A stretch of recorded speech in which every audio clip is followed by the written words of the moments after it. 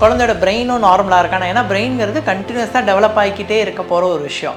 வென்ட்ரிக்ளோமெகலி அப்படின்னா என்னென்னா, lateral ventricles அப்படின்னு சொல்லக்கூடியது பிரெயினில் இருக்கிற ஒரு சின்ன ஸ்ட்ரக்சர். 10 mmக்கு கம்மியாக இருக்க இந்த நீர்த்தேக்கம் 10 mm தாண்டி போகுது அப்படின்னா அப்போ தான் அதை வென்ட்ரிக்ளோமெகலி அப்படின்னு சொல்லுவோம்.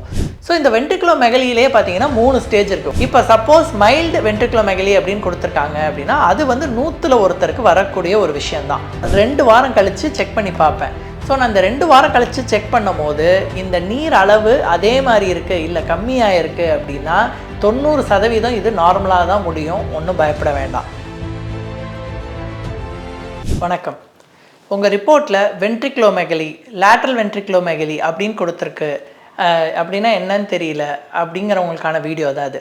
வென்ட்ரிக்ளோமெகலி அப்படின்னா என்னென்னா, லேட்ரல் வென்ட்ரிக்கல்ஸ் அப்படின்னு சொல்லக்கூடியது பிரெயினில் இருக்கிற ஒரு சின்ன ஸ்ட்ரக்சர். இந்த ஸ்ட்ரக்சரில் நார்மலாகவே நீர்த்தேக்கம் இருக்கும். ஆனால் இந்த நீர்த்தேக்கங்கிறது 10 mmக்கு கம்மியாக இருக்கும். ஸோ இந்த 10 mmக்கு கம்மியாக இருக்க இந்த நீர்த்தேக்கம் 10 mm தாண்டி போகுது அப்படின்னா அப்போ தான் அதை வென்ட்ரிக்ளோமெகலி அப்படின்னு சொல்லுவோம். ஸோ இந்த வென்ட்ரிக்ளோமெகலியிலே பார்த்தீங்கன்னா 3 ஸ்டேஜ் இருக்குது. ஒன்று மைல்டு, அதாவது 10லேருந்து 12க்குள்ளே இருக்குது அப்படின்னா அது மைல்டு. இதே 12லேருந்து 15க்குள்ளே இருக்குது அப்படின்னா அது மாட்ரேட்.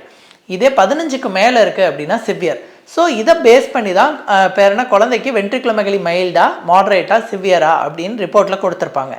இப்போ சப்போஸ் மைல்டு வென்ட்ரிக்ளோமெகலி அப்படின்னு கொடுத்துருக்காங்க அப்படின்னா அது 100ல் ஒருத்தருக்கு வரக்கூடிய ஒரு விஷயந்தான்.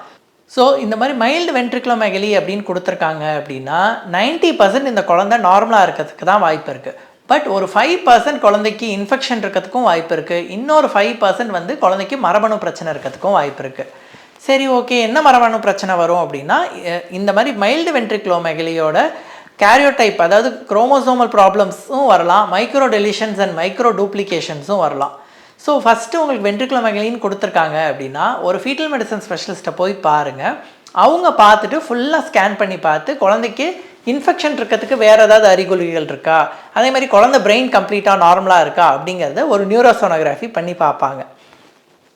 பண்ணி பார்த்துட்டு பிரெயினும் கம்ப்ளீட்டாக நார்மலாக இருக்குது, மற்றபடி குழந்தை கம்ப்ளீட்டாகவே நார்மலாக இருக்குது அப்படின்னா அடுத்து நான் எப்பயும் சொல்கிற மாதிரி ஃபஸ்ட்டு அவங்க NT வித் டபுள் மார்க்கர் பார்த்துருக்காங்களா, NIPT பார்த்துருக்காங்களா அப்படின்னு சொல்லி வென்ட்ரிக்ளோமெகலிக்கு பார்க்க மாட்டோம். ஏன்னா வென்ட்ரிக்ளோமெகலி ஒரு ஸ்ட்ராங்கான சாஃப்ட் மார்க்கர்.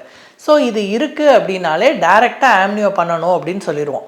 ஸோ இந்த ஆம்னியோ பண்ணி அவங்களுக்கு மைக்ரோ அரே அப்படிங்கிற டெஸ்ட் அனுப்புவோம். இவங்களுக்கு வெறும் கேரியோடைப்புங்கிற டெஸ்ட் அனுப்புனா பத்தாது. ஏன்னா சில மைக்ரோ டெலிஷன்ஸ் அண்ட் டூப்ளிகேஷன்ஸோடையும் வென்ட்ரிக்ளோமெகலி அசோசியேட்டடாக இருக்கும். ஸோ அதனால் இவங்களுக்கு கண்டிப்பாக ஒரு ஹை ரெசல்யூஷன் மைக்ரோ அரே தான் பண்ணணும்.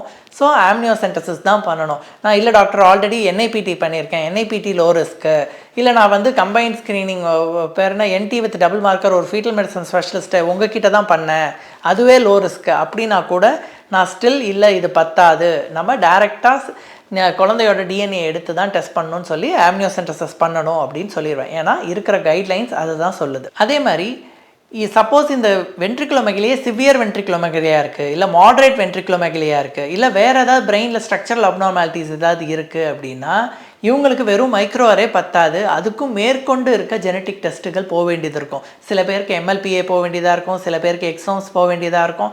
பட் என்னென்ன அப்நார்மாலிட்டி இருக்கோ அதை பொறுத்து தான் நம்ம ஃபர்தராக டெஸ்டிங் பண்ண வேண்டியதாக இருக்கும். அதே மாதிரி இவங்களுக்கு உள்ளே போய் டெஸ்ட் பண்ணும் போது நான் வெறும் மரபணுகளை மட்டும் பார்க்க முடியாது, வேறு எதுவும் இன்ஃபெக்ஷன்ஸும் இருக்கா குழந்தைக்கு அப்படின்னு சொல்லி அந்த பனிக்கோட நீர்லேருந்து அதையும் டெஸ்ட் பண்ணி பார்க்க வேண்டியதாக இருக்கும். ஸோ அந்த பனிக்கோட நீரை நான் ஆம்னியோசென்டசிஸ் பண்ணி எடுத்து குழந்தைக்கு இன்ஃபெக்ஷன் இருக்கான்னு பார்க்குறதுக்கும் டெஸ்ட் அனுப்பி வைப்பேன். அதே மாதிரி குழந்தைக்கு மரபணு பிரச்சனை இருக்கா அப்படின்னு பார்க்குறதுக்கும் டெஸ்ட் அனுப்பி வைப்பேன். ஸோ இந்த டெஸ்ட்டெல்லாம் பண்ணிவிட்டு இந்த ரிப்போர்ட்ஸ் நார்மலாக இருக்குது அப்படின்னா அவங்கள 2 வாரம் கழித்து ஸ்கேனுக்கு வர சொல்லுவேன். ஸோ 2 வாரம் கழித்து நான் ஸ்கேன் பண்ணி பார்க்கும் போது திரும்பவும் குழந்தை எல்லாம் நார்மலாக இருக்காங்கிறதும் செக் பண்ணிப்பேன். குழந்தையோட பிரெயினும் நார்மலாக இருக்கானா, ஏன்னா பிரெயின்ங்கிறது கண்டினியூஸாக டெவலப் ஆகிக்கிட்டே இருக்க போகிற ஒரு விஷயம்.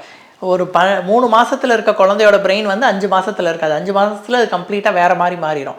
அதே மாதிரி 5 மாதத்தில் இருக்க பிரெயின் 7 மாதத்தில் கம்ப்ளீட்டாக வேறு மாதிரி மாறிடும். ஸோ 2 வாரம் கழித்து செக் பண்ணி பார்ப்பேன். ஸோ நான் இந்த 2 வாரம் கழித்து செக் பண்ணும் போது இந்த நீர் அளவு அதே மாதிரி இருக்குது, இல்லை கம்மியாக இருக்குது அப்படின்னா 90% இது நார்மலாக தான் முடியும். ஒன்றும் பயப்பட வேண்டாம். ஸோ 2 வாரம் கழித்து பார்க்கும்போது சப்போஸ் இது இதை விட அதிகமாக இருக்குது அப்படின்னா 40-45% இந்த குழந்தைக்கு வந்து அட்வர்ஸாக ஏதாவது ப்ராப்ளம் இருக்கிறதுக்கு, அதாவது பெரிய ப்ராப்ளம் இருக்கிறதுக்கான வாய்ப்பு உண்டு. ஸோ இதை வந்து கிளியராக அந்த அம்மா கிட்டேயும் அந்த அப்பா கிட்டேயும் நான் அப்போவே சொல்லிடுவேன். முடிவு வந்து அவங்களோடது, எப்படிங்கிறது அவங்க எடுத்துக்கலாம். ஸோ வென்ட்ரிகுலோமெகலி அப்படின்னு கொடுத்துருக்காங்க அப்படின்னா என்னன்னு உங்களுக்கு புரிஞ்சிருக்கோன்னு நினைக்கிறேன்.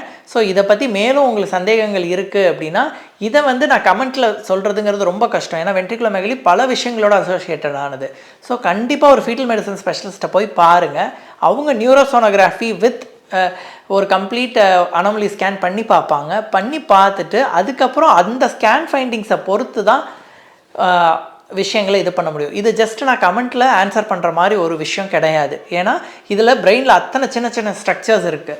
அந்த ஸ்ட்ரக்சர்ஸ்லாம் நான் டீட்டெயிலாக பார்த்ததுக்கு அப்புறம் தான் நான் சொல்ல முடியும் குழந்தைக்கு பிரச்சனை இருக்குது இல்லை என்ன டெஸ்ட்டு வேணும் வேணாங்கிறது. ஸோ இது மற்ற சாஃப்ட் மார்க்கர்ஸ் மாதிரி ஈஸியாக எடுத்துக்கக்கூடிய சாஃப்ட் மார்க்கர் கிடையாது. ஸோ இதோட காம்ப்ளிகேஷன் என்னன்னு உங்களுக்கு புரிஞ்சிருக்கும்னு நினைக்கிறேன். ஸோ ஃபர்தராக ஒரு ஃபீட்டல் மெடிசன் ஸ்பெஷலிஸ்ட்டை பார்த்து என்னங்கிறத டீட்டெயிலாக தெரிஞ்சுக்கோங்க. தேங்க்யூ.